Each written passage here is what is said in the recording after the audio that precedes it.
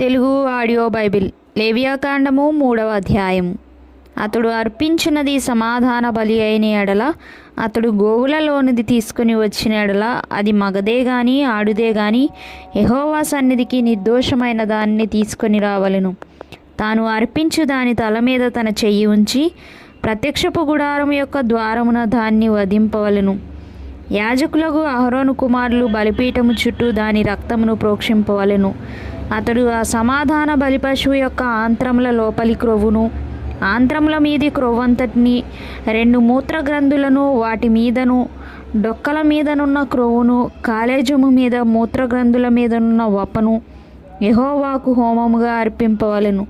అహరోను కుమారులు బలిపీఠం మీద అనగా అగ్ని మీది కట్టెల పైనున్న దహన బలి ద్రవ్యము పైని దానిని దహింపవలెను. అది యెహోవాకు ఇంపైన సువాసన గల హోమము.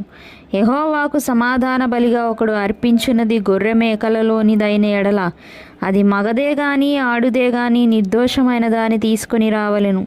అతడు అర్పించు అర్పణము గొర్రెపిల్ల అయిన ఎడల యెహోవా సన్నిధికి దాన్ని తీసుకొని రావలెను. తాను అర్పించు దాని తల మీద అతడు తన చెయ్యి ఉంచి ప్రత్యక్షపు గుడారమున ఎదుట దాన్ని వధింపవలెను. అహరోను కుమారులు బలిపీఠము చుట్టూ దాని రక్తమును ప్రోక్షింపవలెను.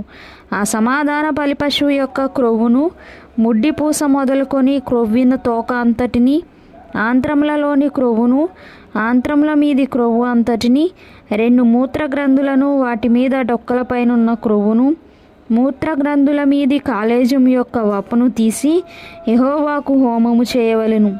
యాజకుడు బలిపీఠం మీద దాన్ని దహింపవలెను. అది యెహోవాకు హోమరూపమైన ఆహారము. అతడు అర్పించినది మేక అయిన ఎడల యెహోవా సన్నిధికి దాన్ని తీసుకుని రావలెను. తాను దాని తల మీద చెయ్యి ఉంచి ప్రత్యక్షపు గుడారం ఎదుట దాన్ని వధింపవలెను. అహరోను కుమారులు బలిపీఠము చుట్టూ దాని రక్తమును ప్రోక్షింపవలెను. తాను దానిలో అర్పించు ఆంత్రములను, కప్పు క్రొవ్వును, ఆంత్రముల మీది క్రొవ్వు అంతటిని, 2 మూత్రగ్రంథులను, వాటి మీది డొక్కల పైనున్న క్రొవ్వును, 2 మూత్రగ్రంథుల పైనున్న కాలేజము యొక్క వపను యెహోవాకు హోమముగా అర్పింపవలెను. యాజకుడు బలిపీఠం మీద వాటిని దహింపవలెను. క్రొవ్వంతయు యెహోవాదే. అది సువాసన గల హోమరూపమైన ఆహారము. మీరు క్రొవ్వునైనను రక్తమునైనను తినకూడదు. అది మీ తరతరములకు మీ నివాస స్థలములన్నిటిలోనూ నిత్యమైన కట్టడ.